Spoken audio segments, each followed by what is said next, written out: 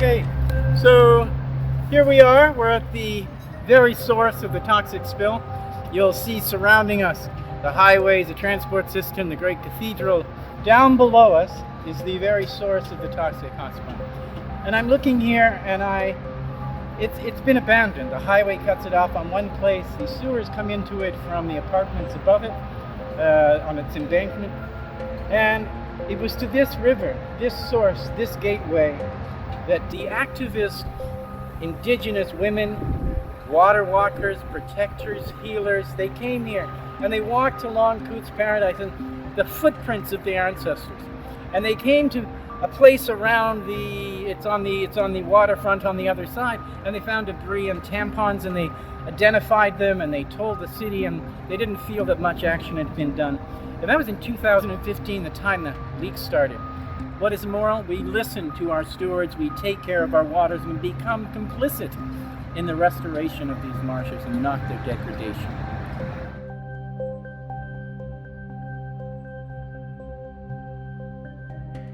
Creeks are living, therefore are holy. To take another futile stab at water description, a creek is water that loves what it does. It is a moving, staying in one place, wet line that rolls over stone, twists around rock, hip shifts to the contours of the landscape, lulls in low spots, and falls from rocky heights in beauteous abandon. A creek is a limber, lithe, winding country road to the river's highway. It is the journey and its destination. A moving, staying in one place, liquid fingertip that traces a path over the body of the earth.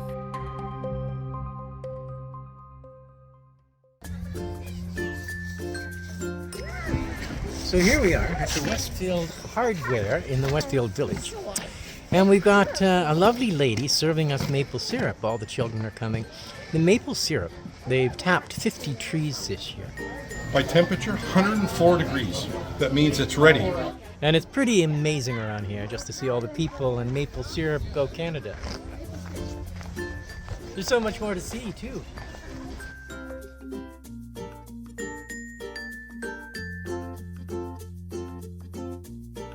Well, hello, thank you, welcome back. I'm Martin Kendrick, Tales of Paradise Marsh. And we have our guest here in episode 4. This is Darlene Chrissley. I must say, Darlene, as you know, I've known you forever. We have in Hamilton traveled a path involving writing, imagination, creativity, teaching, and I think you have a valuable perspective in Hamilton at a time, say, when leaders here are distrusted. The world is full of chaos and confusion, and we need something to guide, navigate, map the way through this. And your experience, I will say this, but you could change everything I say, that you have been in leading corporations, medical, and others, leading their leaders to revision or to more carefully see and feel and sense and motivate them to collectively work towards a transformational corporation. A huge thing in a big medical institution, but you do this all over the world. And I hope that you can bring something of that to this program, where we're hoping to change the narrative in Hamilton from its negative, toxic, and justifiably so narrative to one where we look and see, sense visions of new possibility that have been done. Darlene, thank you for coming. Oh, it's my pleasure. Thank you for having me. It's nice to connect on something that we both care about so passionately. That would be Hamilton, of course. That would be leadership and communication. But this story, this tale, is about the marshes. And you do connect to the marshes and the landscapes, the watershed, this place, as a writer and a human being. I love Hamilton, and I know I'm not alone in that. When I obsessively come to my Facebook pages and my Hamiltonian friends, I see them, they're working for Sustainable Hamilton. I see them out in their kayaks on the Marsh.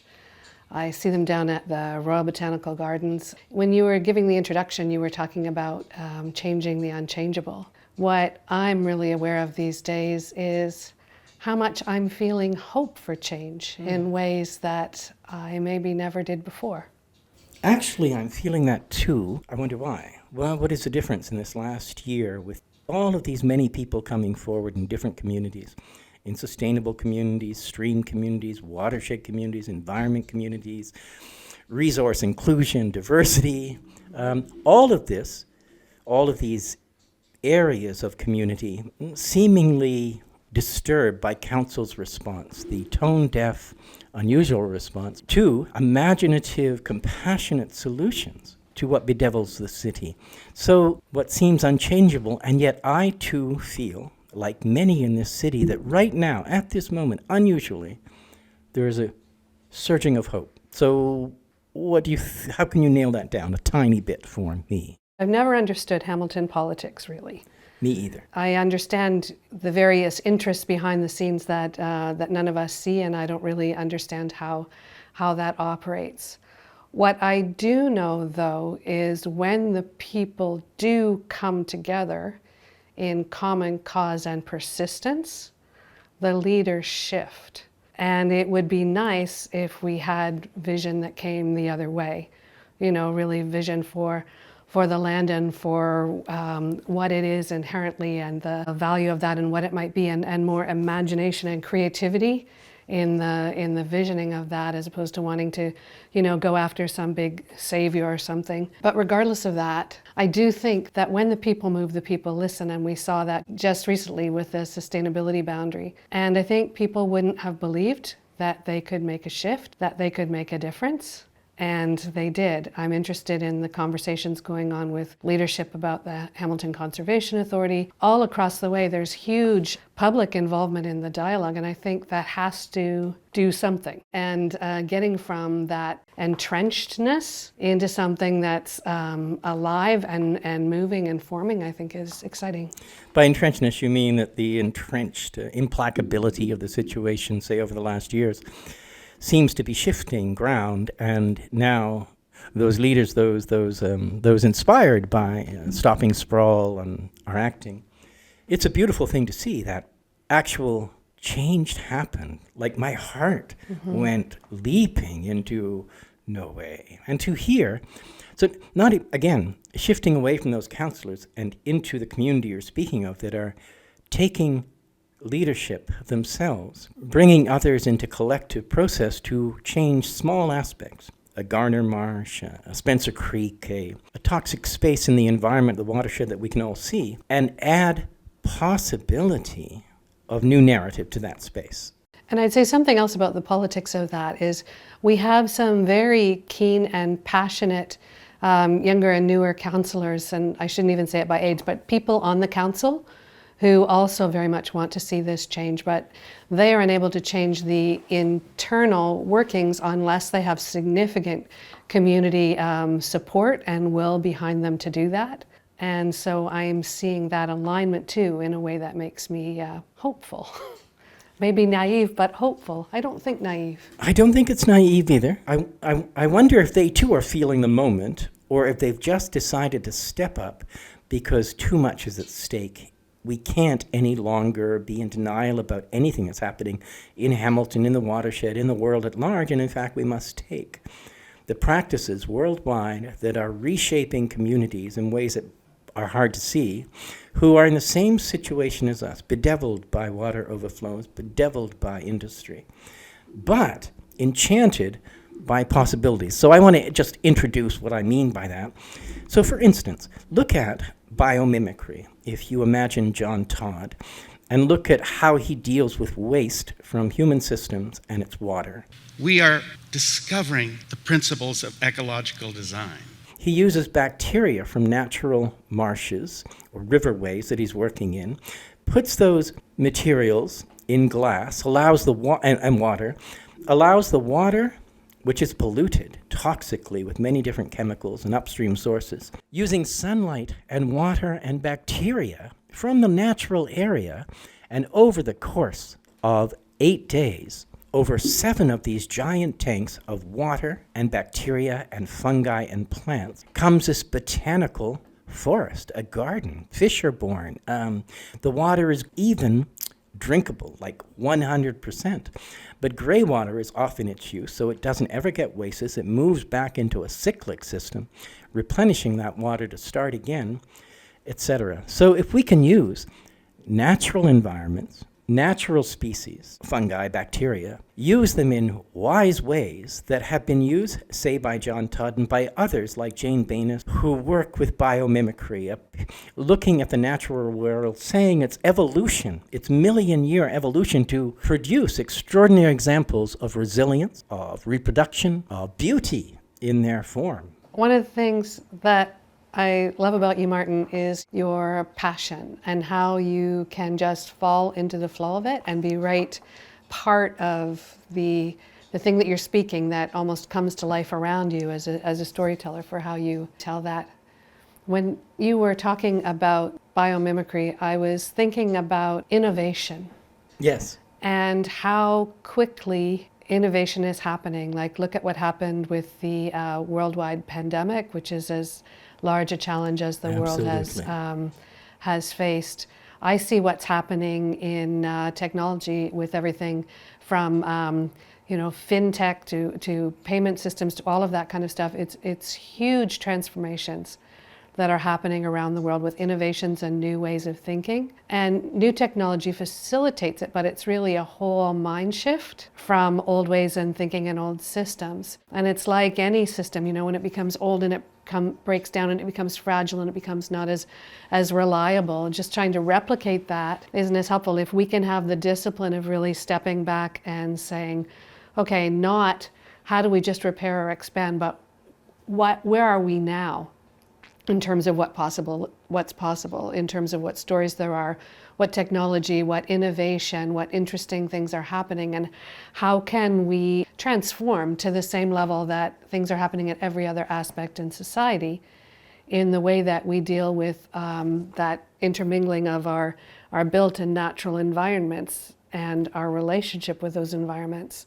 And what I would love to see in our city is us embrace and open up to this. Because I think that we have the passion in the citizens, which is frustrated with the way they are, sick of not being able to take their kids canoeing or kayaking in the marsh because of the toxicity that is there, and the passion for the love of the land, for food security, and what's happening with our farms. For all of this, if we can take that and match that with the innovation that is possible. And I know I work quite a lot in the engineering faculty, right? I do leadership work with the engineering faculty. And I know how much passion and drive and talent is there for these kinds of issues. Also, people want to do really cool things that matter. I was reading stats about people who are coming out of the very best universities in the world, and they're being recruited by the best firms.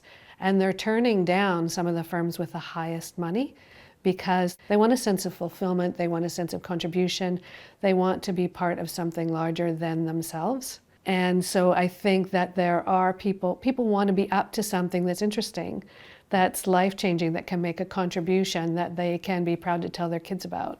And so I think that because that desire is there and the desire is there on the part of the citizens, it's really that middle piece. How do you shift from what you have now to something that's quite different while maintaining what you have now, because you have to maintain services while dealing with the ups and downs of economies and budgets and climates and all of that kind of thing. So it's difficult. And it's easy to fall into the old ways when things are difficult. But how? Where is the moment that shift can occur? Where's a sweet spot for a conference to come together of, say, waste management professionals to hear, speak, and actually align with the possibility of? If we don't do it now, what will make us do it?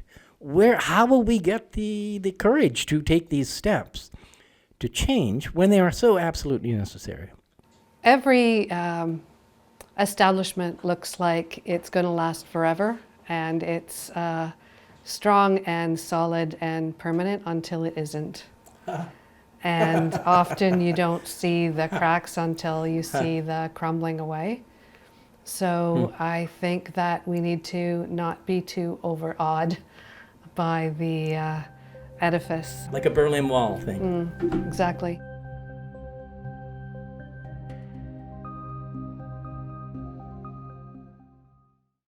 Now, the interesting thing for me is that story breaks through. Story and imagination. That's the real essence of this program. I'd love to do a little snippet of story, if I may, at the moment. So, until fairly recently, I lived on Binkley Crescent in the Ainslie Wood area of Hamilton. And my neighbor across the street was Daniel Coleman. And you may know Daniel, he's a fine writer, and he's also a professor of literature at McMaster University.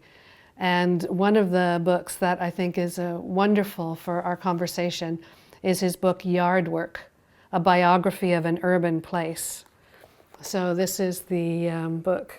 Yard Work, he was doing yard work and started to get more interested out of that in the actual land and place that he was living there on the edge of that watershed down below that was a watershed until it was paved into a parking lot to make space for McMaster to park. But that's where he was, and he started to look into the land. His book is all about what he found there, history, geography, ecology, and one section is on the watershed. So here's just a snippet. I've been tracking water, or maybe I should say trying to track water. It's not easy to do because water is shy. Given its own way, it shrinks from attention, sinks out of sight. I'd never thought of trying to track water until I was confounded by that perfectly round hole running out from under our patio and beneath our lawn. I didn't know whether it was dug by animal, runoff rain, or something else. The mystery hole put the question in my mind, where does the water go? And so he began his exploration, and he had someone come and look at the soil and how you could see through the soil where the water had gone by the effect that it had on the clay, and into this to really get curious about his own lived environment and understand it more, honor it more. And that, I think whenever we get that curious about our own piece, we get into mystery, and then the mystery takes us down this rabbit hole, and then our engagement, our connection to the place that we become connected to that in a way that we weren't before, and we become part of that story and holders of the land and more stewards of that land, even if it's a little, a suburban lot or central city lot that you're working with. It can open up, and it does open up into the whole watershed of our area. That is such a rich and simple story, to say that you can fall in love with the landscape by falling in love with some tiny part of it, because it's all connected. I just love that. And I know that in Hamilton we have many terrific writers. So also John Terpstra, another sense of place, spirit of place writer, who's done such wonderful work. I think you have something here by him as well? Yes. The book that I would recommend from his, anything that he's written, right? John's wonderful, but he's done a book, Daylighting Shadok, which is about the Shadok watershed. So since we're talking about water and marsh, I think the writing, he's written so much about all the different aspects of Hamilton, but here's a piece from Daylighting Shadok. The section is called The Spring That From the Green Root Rises. In my cosmology, everything that lives is holy, to borrow a line from the English poet William Blake. Creeks are living, therefore are holy. To take another futile stab at water description, a creek is water that loves what it does. It is a moving, staying in one place, wet line that rolls over stone, twists around rock, hip shifts to the contours of the landscape, lulls in low spots, and falls from rocky heights in beauteous abandon. A creek is a limber, lithe, winding country road to the river's highway. It is the journey and its destination. A moving, staying in one place, liquid fingertip that traces a path over the body of the earth. The feeling lingers on the body from source to mouth, as long as the sun rises and the water flows. Holy. He's a poet, and you can see that in his writing, but the book itself really goes to trace the old creek lines that have been paved over and where they are, and to find them and to understand the history and to be able to track them. And I love to go and just look for those examples. And I think there's so much that could be done with this kind of work for curiosity, whether it be with kids or just people who are wanting to really connect more to their community. And this sort of joined with Daniel Coleman's work of, I looked down through my deck and there was a hole in the earth, and I wondered, where does that go? Where does the water go? And I don't know how we stoke that curiosity, but I do think it is by inviting and telling and spinning possibilities and sharing stories in alignment with everything else. You know, it's beautiful what they have both written, and many other writers here. Really interesting for me that it's water that connects them. It's water that they speak about with such lilting poetry. And now, at this time of crisis, to see our writers coming forward to speak about water poetically, meaningfully, with purpose, with understanding, I'm so grateful. And again, as you say, it's story. These two beautiful stories coming, changing our minds. We can look over a bridge reading John Terpster's McWestern Bridge at the bays on either side, and we can read his work and look down and see what was there, imagine and feel it. It's really, I'm grateful, and I think we should all make more place for, as you say, these stories are the very things that transform our relationship, and therefore we can see the water as poetry itself instead of a resource to be moved or exploited if it doesn't serve our purpose. Our escarpment and our watershed and our Carolinian forest, I mean, that is our wealth. Indeed, it is. That Yes. is what's precious, that is most rare in the earth, most threatened in the earth. That is our wealth. Yes. So stewarding that Yes. is the most critical piece. It's what draws people here, it sustains people, it's what makes people love the city. We've gone through so much, even in this little conversation. Maybe we can have another one, because we've opened up the possibility of innovation, and which is already here, how to give it further expression, how to allow it and mobilize it, nurture its increase. So thank you, Darlene, for coming. Thank you so much, Martin, for having me.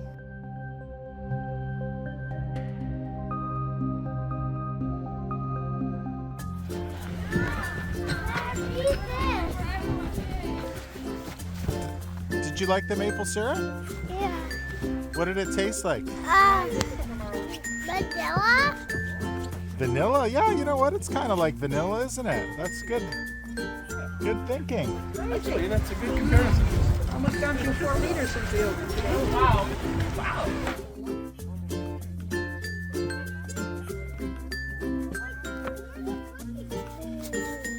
That's maple water. And then in this tap with one little sprout this is half full right now, and it takes 40 pails of these, 40 cans, to make one of these cans. One of these of leach when it's percentage down, distilled Of what? maple syrup.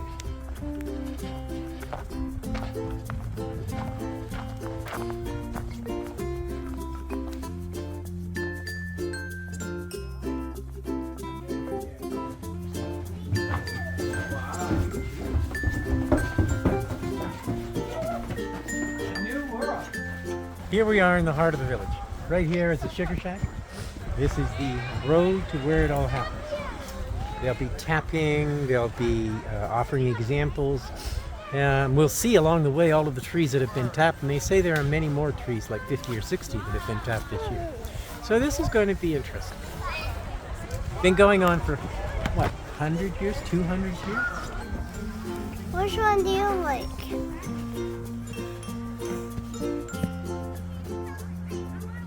They're called spiles.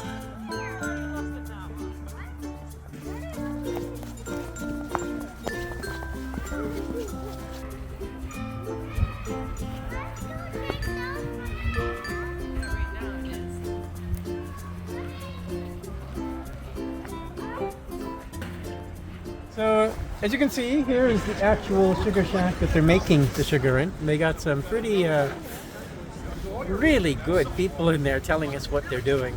And they're tapping all the trees around here, putting them in the buckets, and it smells really good when you get there. It looks like a real honest, what's the word, primal, rural, ancient work. Now what the idea is how we do it the old man's way, is if I can pour that backwards and it kindly goes, like syrup runs down and off the spoon, that means it's ready. Or other words, you test it by temperature, 104 degrees. That's the boil, boiling point is 106. You want this to be at 104. Right. If you go a little more, no, it's a little darker. If you go to that extreme, it catches on fire. Last time that we collected was in late 2020 in March. Yeah. And so that was frozen as sap. And so the syrup you'll get was from the 2019. And that. So yeah, it was a great year, wasn't it? So this was the only sugar that was available to the early settlers. But only because you're eating less. there's a lot less chemicals. And as we know, the weather that we got today is not the weather we want. You want weather that's above freezing. You want 3 degrees through the daytime and -3 at nighttime.